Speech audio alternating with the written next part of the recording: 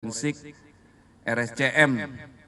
Nah, dalam pemeriksaan otopsi terhadap jenazah korban ini juga dilakukan ya pemeriksaan toksikologi untuk mengetahui tadi kalau otopsi tadi untuk mengetahui penyebab kematian. Ya, sama nanti juga akan dijelaskan oleh ahli perkiraan jam kematian. Kemudian dalam proses otopsi ini juga dilibatkan ahli pendukung antara lain untuk dilakukan pemeriksaan toksikologi, untuk dilakukan pemeriksaan apakah dalam jenazah ini ada kandungan-kandungan zat kimia, racun dan lain sebagainya.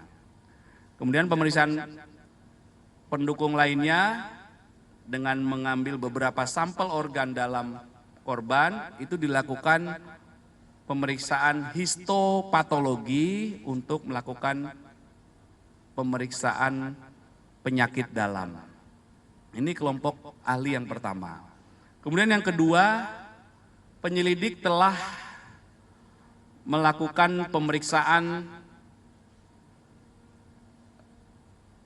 sidik jari berdasarkan sidik jari yang diambil dari TKP. Ya, dari barang-barang yang ada di TKP itu diambil ya.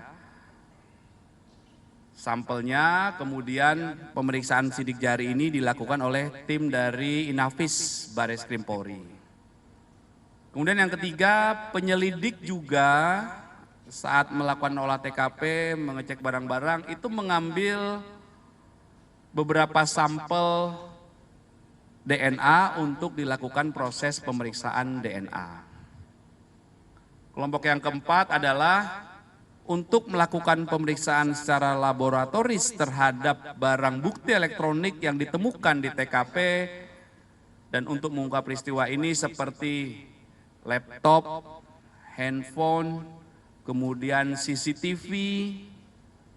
CCTV ini setidaknya penyelidik telah mengambil rekaman dari 20 titik CCTV, dimulai dari circle terkecil dari TKP yaitu lingkungan kos korban, kemudian beberapa tempat yang pernah dikunjungi korban sehari terakhir, sampai 7 hari terakhir ya, enggak ini rekaman CCTV, kemudian juga lokasi-lokasi tempat kerja, lokasi lainnya yaitu tempat kerja korban. Nah, pemeriksaan barang bukti digital ini masih berlangsung yang dilakukan oleh rekan-rekan kami dari tim digital forensik dan analisis dari Direktorat Reserse Siber Polda Metro Jaya. Kemudian penyelidik juga melakukan pendalaman terhadap latar belakang korban, yaitu dengan melakukan dan melibatkan tim ahli dari psikologi forensik. Ini juga kami lakukan ya untuk mengumpulkan peristiwa ini secara utuh. Ya, tim Apsipor ini punya metode pemeriksaan sendiri untuk melakukan penggalian terhadap latar belakang korban. Kemudian dari pihak Kompolnas, ini di luar ahli ya, selanjutnya dalam pemeriksaan ini Kompolnas sudah beraudiensi atau penyelidik juga beraudiensi dengan Kompolnas. Kemudian Kompolnas juga sudah mendatangi TKP. Kemudian dari Komnas HAM juga sudah dilakukan pengecekan TKP bersama. Kemudian audiensi juga pernah dilakukan penyelidik dengan pihak dari Kementerian Politik dan Keamanan, Polkam. Ya.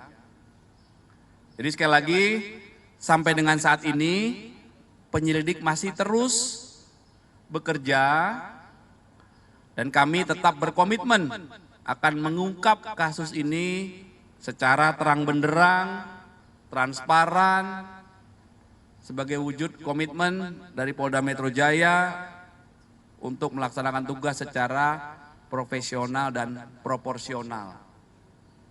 Ya, itulah tahap yang sedang berjalan sampai dengan saat ini, rekan-rekan.